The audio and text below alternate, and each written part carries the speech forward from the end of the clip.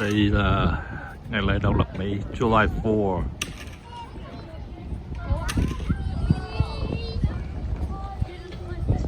Mấy đứa nhỏ ăn xong nó chơi ở đây. Bạn cũng có thể muốn biết lý do tại sao như thế nào cái ngày lễ độc lập Mỹ, người dân Mỹ họ làm cái gì vào cái ngày lễ độc lập Mỹ tháng 7 4 tây.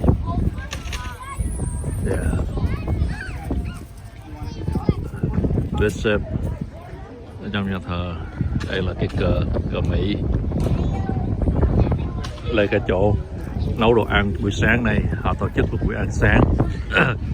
Rồi sau đó là thường thường họ về nhà, rồi họ có barbecue ở nhà, tối họ đi coi bắn pháo bông. Đây là cái chỗ họ ngồi ăn. Thường thường ở ngoài ăn họ nói những chuyện gì?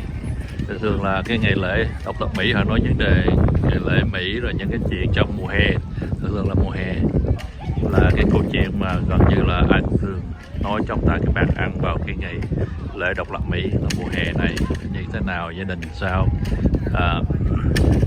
Thì họ ăn xong thì thấy cái chỗ này là chỗ công viên là chơi volleyball. Chơi volleyball ở đây.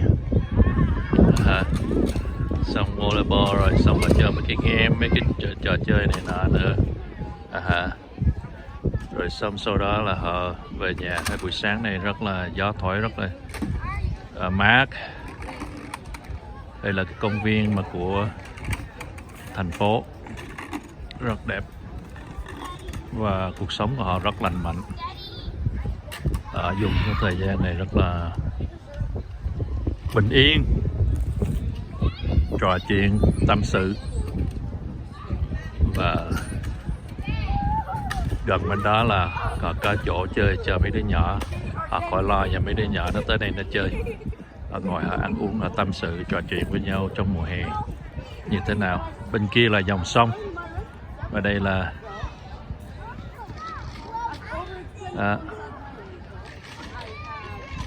rất lành mạnh, rất lành mạnh. Và khi mà Mỹ mà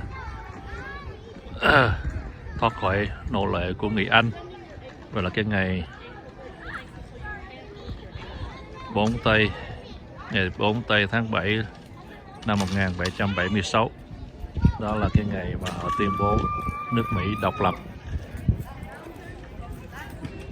qua thoát khỏi